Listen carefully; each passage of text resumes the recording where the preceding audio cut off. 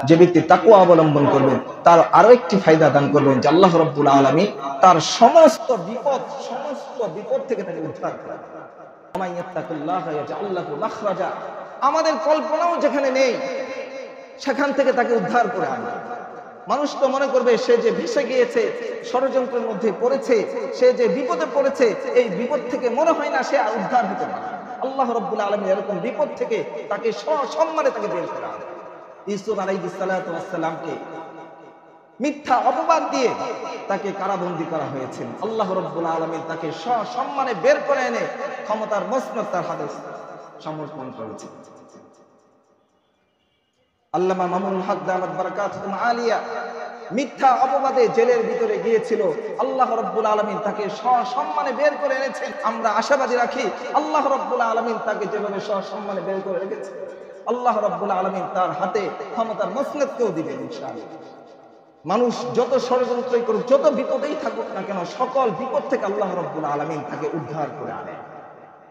তাকওয়ার ২ নম্বর ফায়দা হলো যে ব্যক্তি তাকওয়া অবলম্বন করে আল্লাহ রাব্বুল আলামিন তাকে সর্বপ্রকার সকল ষড়যন্ত্র থেকে তাকে উদ্ধার করে। সব রকমের ষড়যন্ত্রকে আল্লাহ রাব্বুল আলামিন নস্যাৎ করে দিয়ে তার সর্বপ্রকার ষড়যন্ত্র থেকে তাকে উদ্ধার করে আনেন। আল্লাহ রাব্বুল আলামিন কোরআনে কারীমের মধ্যে বলেছেন, ওয়া ইন তাসবিরু ওয়া তাত্তাকু লা ইয়াদুররুকুম কাইদুহুম শাইআ ইন্নাল্লাহা বিমা ইয়া'মালুনা মুহীত। যদি তোমরা ধৈর্য ধারণ করো, তাকওয়া অবলম্বন করো, তাদের শত্রুতা, তাদের ষড়যন্ত্র তোমাদের কোনো ক্ষতি করতে পারে না। সব রকমের ষড়যন্ত্র থেকে যদি আমরা তাকওয়া অবলম্বন করি, ধৈর্য ধারণ করি, আল্লাহ রাব্বুল আলামিন আমাদেরকে সব রকমের সকল প্রকার ষড়যন্ত্র থেকে আল্লাহ রাব্বুল আলামিন আমাদেরকে উদ্ধার করবেন। যে ব্যক্তি তাকওয়া অবলম্বন করবে তার আরো একটি ফায়দা হলো আল্লাহ রাব্বুল আলামিন তার আমলকে কবুল করবেন। আল্লাহ রাব্বুল আলামিন তার সকল আমলকে কবুল, ইন্নামা ইয়াতাকাব্বালুল্লাহু মিনাল মুত্তাকিন, সে যত আমল করবে আল্লাহ রাব্বুল আলামিন তার সবগুলি আমলকে কবুল করবেন। তাকওয়া বানের আমল আল্লাহ রাব্বুল আলামিন কবুল করেছেন।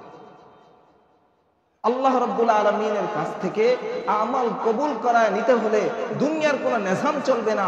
আল্লাহ রাব্বুল আলামিনের কাছ থেকে আমল কবুল করায় নিতে হলে তাকওয়ার মাধ্যমে নিতে হবে। জোর জবরদস্তি করে, জোর খাটিয়ে এখান থেকে আমলকে কবুল করে নেওয়া সম্ভব। আল্লাহ রাব্বুল আলামিন থেকে আমলকে কবুল করায় নিতে হলে তাকওয়া অবলম্বন। যার তাকওয়া যত বেশি থাকবে তার আমল তত বেশি করবে।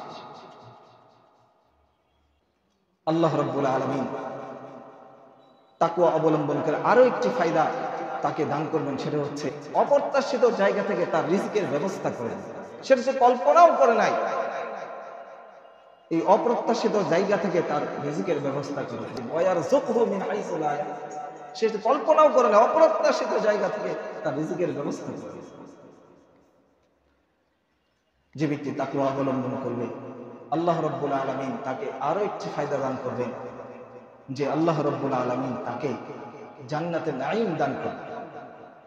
জান্নাতে নাঈম তাকে আল্লাহ রাব্বুল আলামিন তাকে দান করবে। এই জন্য তাকওয়ার অনেক ফায়দা রয়েছে। যদি আমরা সেগুলির প্রতি লক্ষ্য রেখে যদি আমরা আমাদের জীবনকে তাকওয়ার উপর পরিচালনা করি, আল্লাহ রাব্বুল আলামিন আমাদের সবগুলি ফায়দা আমাদেরকে দেন। তাকওয়া অর্জনের উপায়, এখন তাকওয়া আমরা অর্জন করব কিভাবে?